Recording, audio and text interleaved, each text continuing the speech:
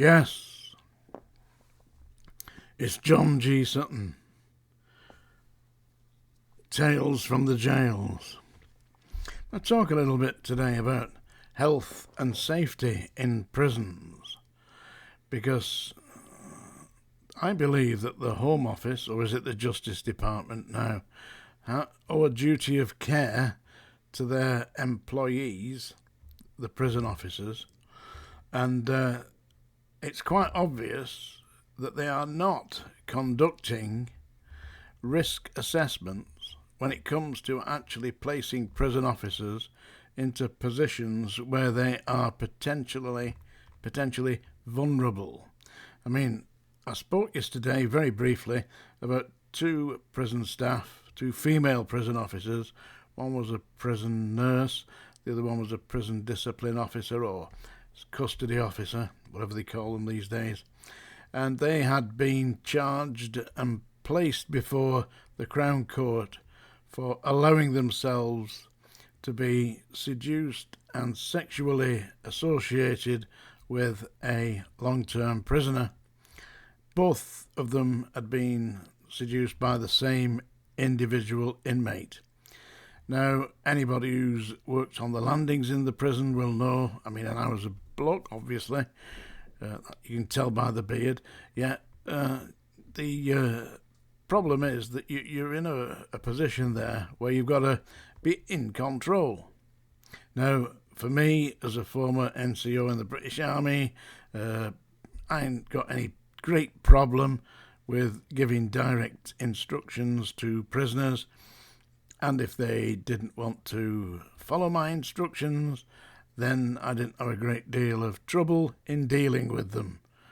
But you get a young female, the ladies that were in question were 25 years old, so they're not children, but they're still young, relatively young females, and they're in a position there. It's a somewhat invidious position, because if they try telling big alpha males, the likes of Paul Sykes, you're not going to get some 25-year-old woman telling Paul Sykes what to do. He just he wasn't too keen on doing what I told him to do, but he did it because the answer was, if you didn't, then there would be retribution. There would be an answer. Come with me. I'd like you to meet my friend Bootsy. Yeah? And if that doesn't work, then I've got the liquid cosh that's waiting for you. See, but these don't have these days. And who in the Home Office is doing risk assessments? Who is allowing, and they're recruiting 18-year-old kids? The kids, be honest, not men, not at 18. I believe when I joined the prison service, you had to be 21. There was a height restriction for males. I don't know if there was for women. I believe there was. And basically, you had to be capable of dealing with situations. Certainly, when I was interviewed for the job, they specifically asked me if I would be prepared to handle an angry man. Well, I would, but not tenderly, which was the basis of it. But who is assessing the risk these days for female and young male prison officers to go onto the landings where they are exposed to the likes of experienced and violent inmates, rapists, terrorists, violent men on the landings? You stick out an 18-year-old a teenage girl, let's be perfectly honest, that's what we're dealing with here. You're sticking teenagers on the wings, Who has assessed the risk for that? And the problem that you've got is that there is no comeback here. Your Prison Officers Association is allowing that. Why are they allowing it? Because they are part of the management. They still are part of the management. When I worked in the prison system, they had chief officers and number one chief officers, so that went all the way up through the ranks. Yeah, in the Prison Officers Association. Now they've done away with the chief officer rank. They now have principal officers. But principal officers and senior officers act in the same manner that senior NCOs in the British Army acted in response to the junior ranks. They told them what to do, and they absolutely blindly, without question, follow the instructions of their immediate line managers, the governor grades. And they follow that through, and they tell you exactly what to do, and if you don't do it, then you're disciplined or you're out of a job. So, and that is the problem, because the Prison Officers Association is the management. You don't have any say. You have in the prison service just today as you did when I was a serving officer, no representation. Believe that or believe it not. Try it. You go and see your Prison Officers Association representative and tell them that you feel that the risk involved in that particular position that you've been placed in is unquestionably unacceptable. Go and see them. See what you get said. See what they say to you. They'll say, that's your duty, you get about it. And if you don't want to do your duty, resign. Well, they actually probably would say something like that, because they are the management. That's the problem. When I was at Strange Ways, I think it was 1981, so it's 41 years ago. Yeah, they had, it might have been 1980, they had a big meeting with all the staff, and the number one governor, Norman Brown, flanked by the committee, the local committee of the Prison Officers Association, stood up on the platform in the chapel at Strange Ways, addressing all the uniformed staff, and announced that they'd received notification from the Home Office that every single individual prison officer was personally responsible for the safety of the inmates in their charge, and that in the event that the inmates in their charge were injured or damaged or in any other way, they will be held personally responsible. At that point, all the PO, the Prison Officers Association Committee, was standing next to Norman Brown. I stood up in front of the full lot of them and said, you can stop immediately. I personally am not responsible for the inmates on the landings that I patrol. I did not personally authorise 3 adult males to be locked into a prison cell that was designed in the age of Queen Victoria for one man. Who did that? The government. Who is responsible for the safekeeping of the prisoners? The government, not me. And for the Prison Officers Association to listen to that nonsense is an absolute disgrace. That's the end of it. So everybody stood up, started ranting and raving and shouting at the governor. Tell you. And I wonder why sometimes that they got rid of me. But hey, they didn't get rid of the attitude. I still believe that the prisoners deserve respect, and the prison staff should be protected by their employer.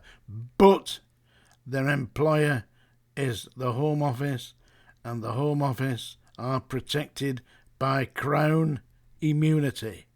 So you can't sue the Home Office. You can sue the governor, you could sue that, but you can't sue the Home Office, because they plead that they are immune from prosecution because they're working for the Crown. How disgraceful is that? And on another note, I don't know if you've seen that nutcase on television, Sergei Makarov, the Russian, who's ranting and raving about nuclear war and how he's going to blow up Great Britain, and we should be ashamed of ourselves for threatening Russia. They're absolutely mad. The Russian army are going to run away. And by the way, when he is alleging that he's not at war with the Ukrainian army, he's at war with the British army and the Americans. It's not the case. They have invaded Ukraine, which is a sovereign country, and that is the end of it. Yeah, the other that's a really major problem, because I believe that Putin has finally lost the plot. Have a look at him, he looks ill.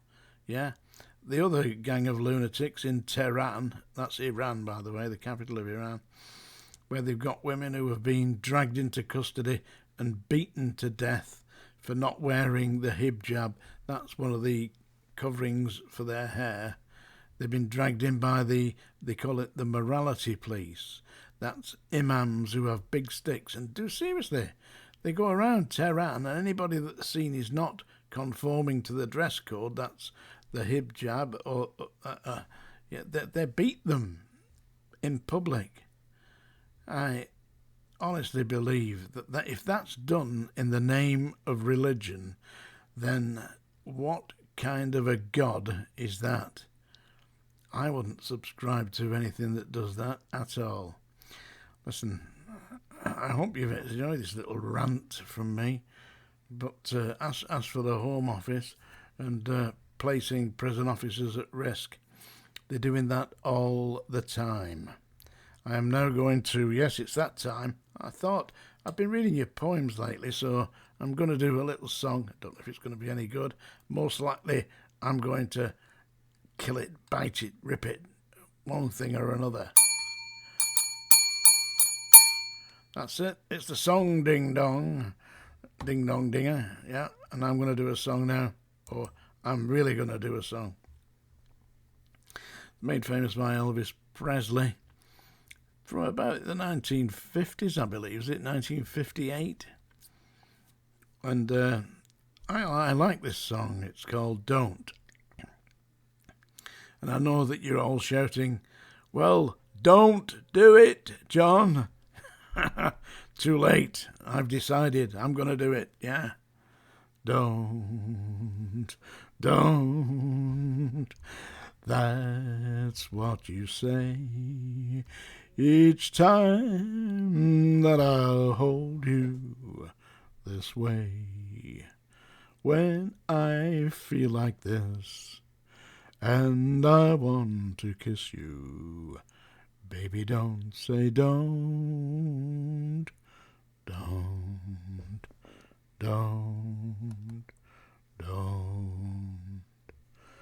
Don't leave my embrace, for here in my arms is your place.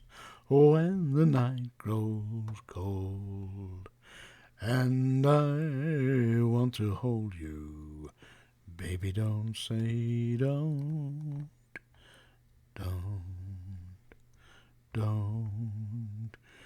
If you think that this is just a game I'm playing, if you think that I don't mean every word I'm saying,